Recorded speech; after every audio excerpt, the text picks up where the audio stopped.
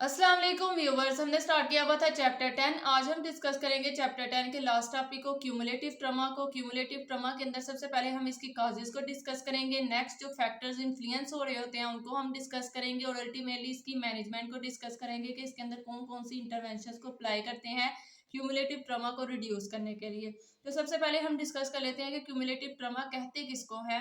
Repetitive micro trauma को repetitive microtrauma act on the body tissues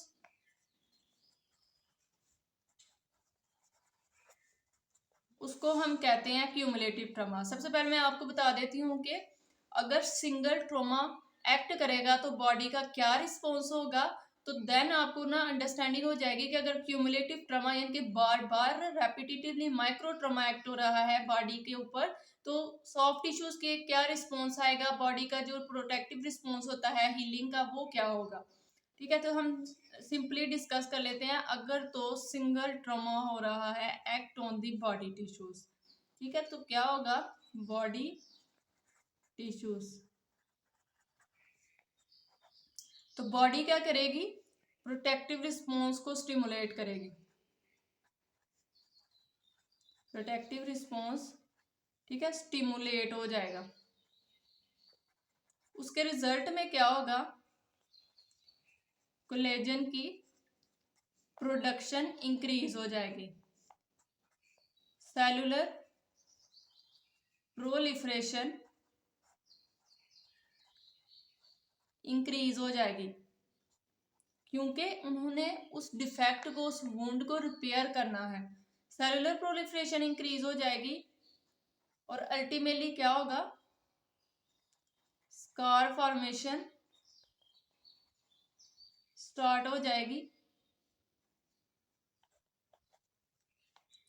और then क्या होगा, हीलिंग हो जाएगी। ठीक है, ये था अगर तो सिंगल ट्रॉमा है। ठीक है, ये बॉडी का एक प्रोटेक्टिव रिस्पॉन्स आता है जिसके रिजल्ट में हीलिंग स्टार्ट हो जाती है। लेकिन अब ये तो सिंगल ट्रॉमा की बात हो रही है ना। अगर सिंगल ट्रॉमा है, बॉडी टिश्यू ने प्रोटेक्टिव रिस्पॉन्स को स्टिमुलेट कर दिया, कोलेजन की प्रोडक्शन हो रही है। जब कोलेजन की प्रोडक्शन हो रही है, इसके रिजल्ट में ये फर्स्ट ट्रॉमा था, सेकेंड ट्रॉमा भी हो गया, ठीक है, थर्ड ट्रॉमा भी हो गया।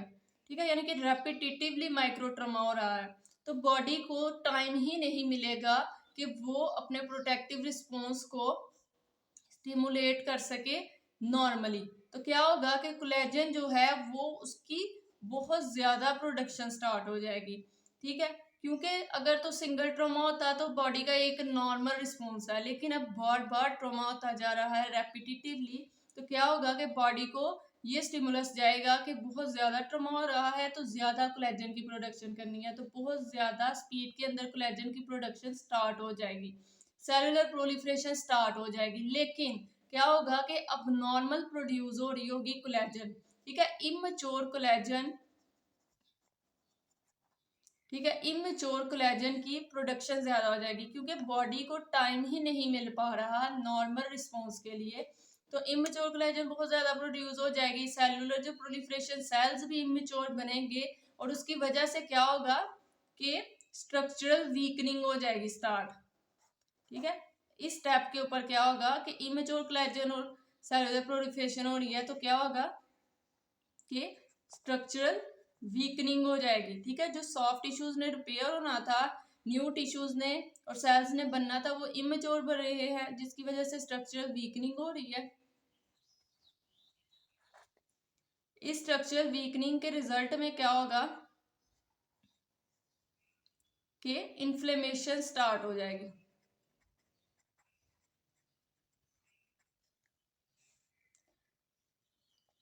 ठीक है, तो ये होता है क्यूमुलेटिव ट्रॉमा का इफेक्ट। नेक्स्ट हम डिस्कस कर लेते हैं कॉजेज ऑफ क्रोनिक इन्फ्लेमेशन। ठीक है, यहां पे जो इन्फ्लेमेशन हो रही होगी ना वो क्रोनिक इन्फ्लेमेशन स्टार्ट हो जाएगी। अब उस क्रोनिक इन्फ्लेमेशन की क्या क्या काजेज हैं उनको हम डिस्कस कर लेते हैं। सबसे पहले तो कॉज आ जाती है ओवर यूज है, बहुत ज्यादा हम यूज कर रहे हैं उस बॉडी पार्ट का। देन आ जाती है कि रेपिटेटिवली माइक्रो ट्रॉमा है,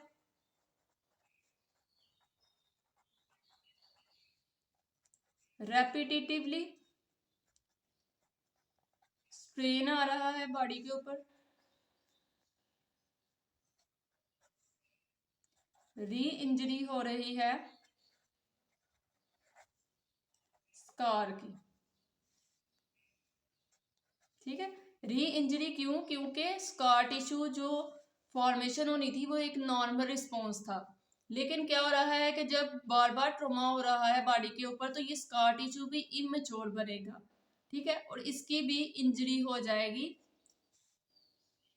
तो री इंजरी स्कार टिश्यू भी इसकी काज के अंदर आता है।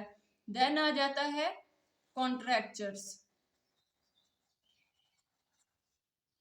ठीक है, कॉन्ट्रैक्चर्स फॉर्मेशन भी इसकी काज है। तो ये बेसिकली हो गई causes of chronic inflammation. Next हम डिस्कस कर लेते हैं कि कौन कौन से फैक्टर्स इन्फ्लुएंस करेंगे। ठीक है, फैक्टर्स को हम डिस्कस कर लेते हैं। सबसे पहला जो फैक्टर आ जाता है वो है इम्बैलेंस है length and strength of muscles.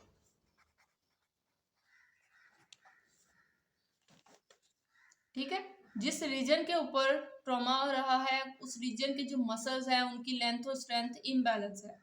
ठीक है, उसके रिजल्ट में भी क्या होता है कि जो फोर्सेस एक्ट होंगी वो बॉडी की मैकेनिक्स को असरअंदाज करेंगी, उसके ऊपर नेगेटिव इम्पैक्ट को जनरेट करेंगे। तो ये बेसिकली इम्बैलेंस होती है length and strength of muscles, जिसके रिजल्ट में भी क्रोनिक इन्फ्लेमेशन हो सकती है। नेक्स्ट जो फैक्टर आ जाता है वो है muscle weakness.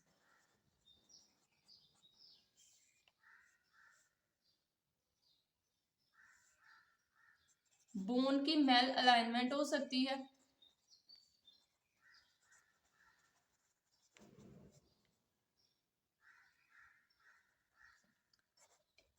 Age related factors हो सकते हैं,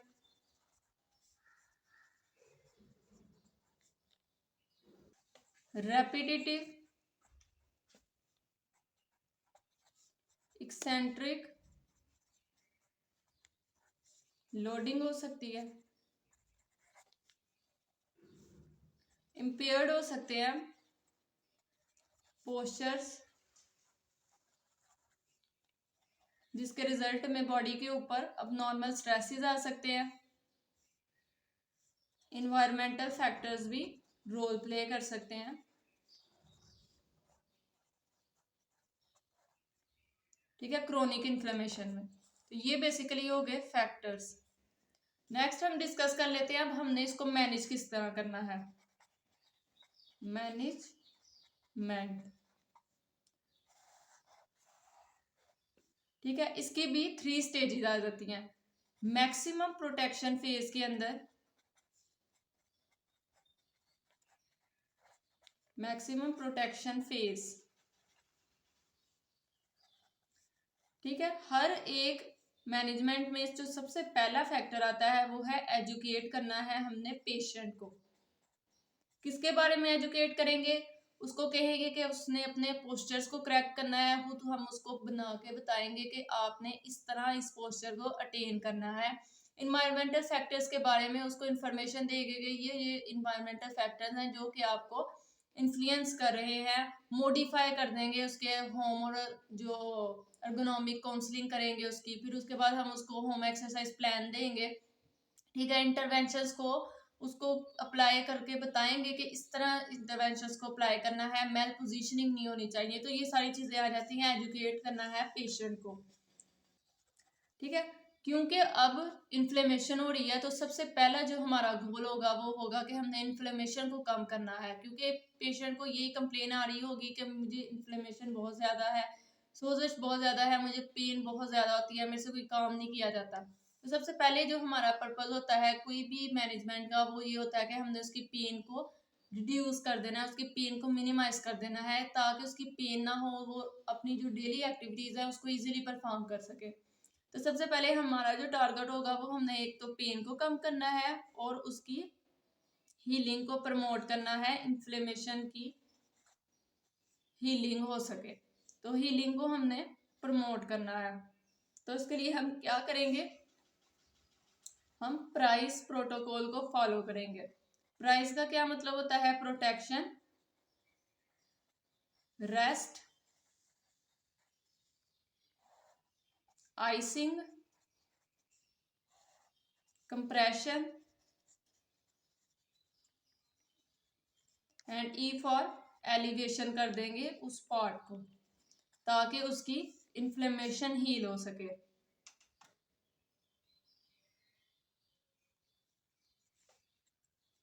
देन जो नेक्स्ट आ जाती है वो आ जाता है, मेंटेन करनी है हमने integrity and mobility of involved tissues.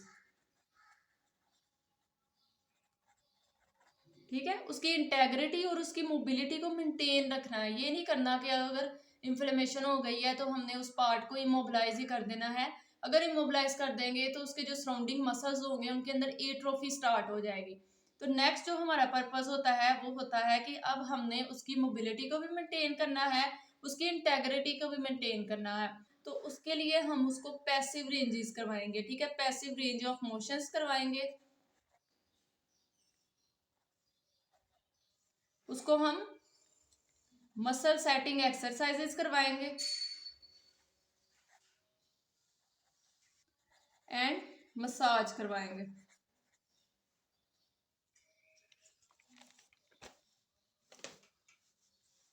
ठीक है, नेक्स्ट जो इंटरवेंशन आ जाती है, ये सारी जो मैं इंटरवेंशंस बता रही हूँ ये मैक्सिमम प्रोटेक्शन फेज है, जिसके अंदर हमने मैक्सिमम प्रोटेक्शन प्रोवाइड करनी होती है हीलिंग टिश्यू को।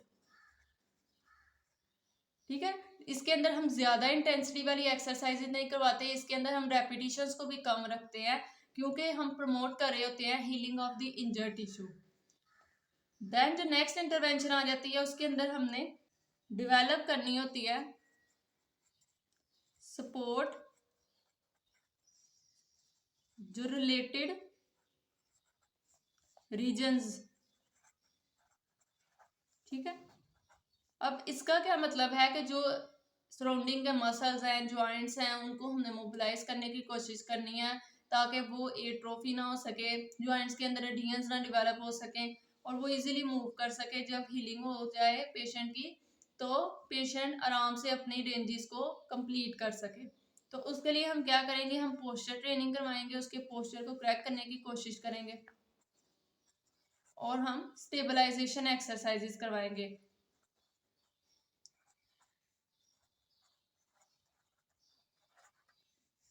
ठीक है, स्टेबलाइजेशन एक्सरसाइज इसलिए करवाएंगे ताकि उसका बैलेंस मेंटेन हो सके। जब उसको इमोबिलाइजेशन के बाद चलना पड़े तो वो इजीली चल सके, ये ना हो कि उसके अंदर जॉइंट्स के एडियंस बन चुकी हों, मसल एट्रोफी में चले गए हों, और जब वो चले, उसकी जब हीलिंग हो चुकी हो टिश्यू की, और जब वो चले तो उससे चला ही ना जाए, तो वो कहे कि मुझे तो कोई फायदा ना हुआ फिजियोथेरेपी कराने का। ठीक है, देन आ जाती है मैक्सिमम प्रोटेक्शन फेज के बाद आ जाती है minimum and moderate protection phase.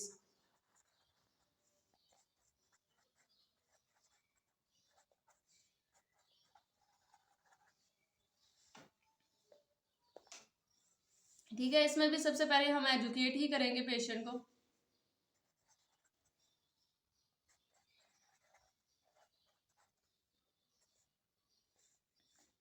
इसके अंदर हम अर्गोनोमिक काउंसलिंग करेंगे।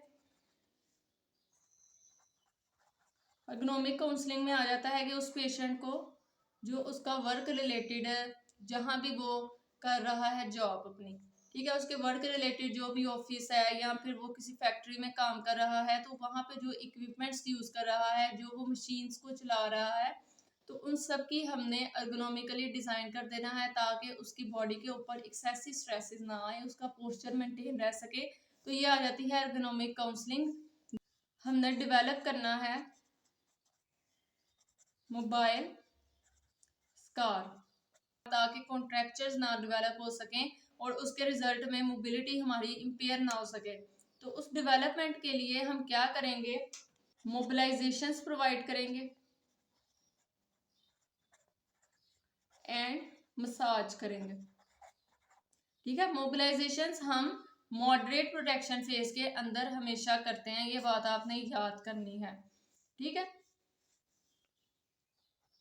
ठीक है। फिर उसके बाद क्या काज थी, ठीक है, ये हमने फैक्टर्स के अंदर बात पढ़ी थी कि डेवलप हमने करनी है length and strength of muscles, क्योंकि ये भी एक फैक्टर था जिसकी वजह से क्रोनिक इन्फ्लेमेशन हो रही थी। तो अब हमने डेवलप करनी है length and strength of muscles. तो इसके लिए हम कौन सी इंटरवेंशन को अप्लाई करेंगे, सबसे पहले तो हम पोस्चर करेक्ट करेंगे इसके अंदर।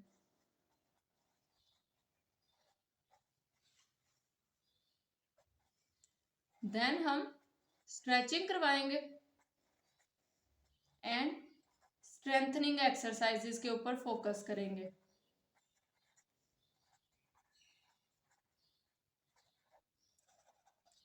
ठीक है, देन आ जाता है minimum protection phase.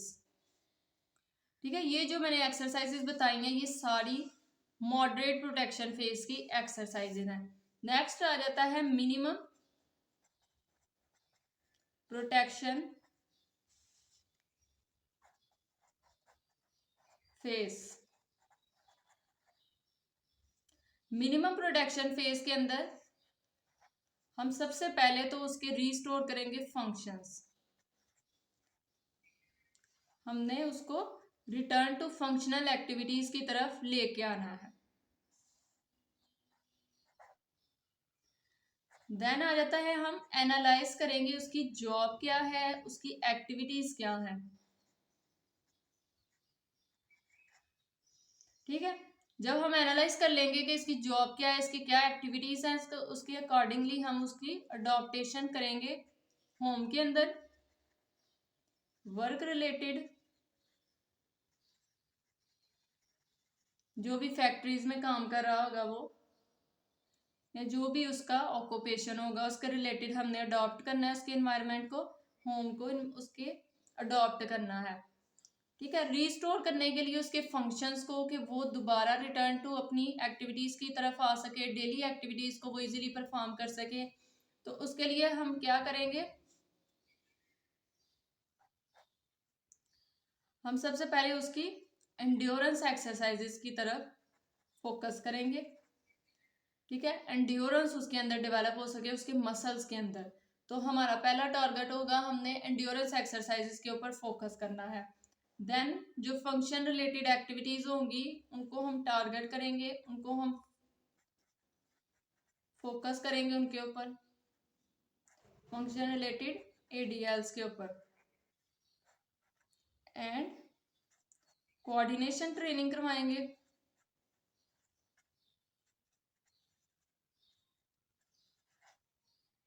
And balance training करवाएंगे। ये बेसिकली मैनेजमेंट थी कि किस तरह हम क्यूमुलेटिव ट्रॉमा के इफेक्ट्स को रिड्यूस कर सकते हैं, क्रोनिक इन्फ्लेमेशन को कम कर सकते हैं। अगर आपको इसके अंदर कोई भी मसला हो तो आप कमेंट सेक्शन में पूछ सकते हैं।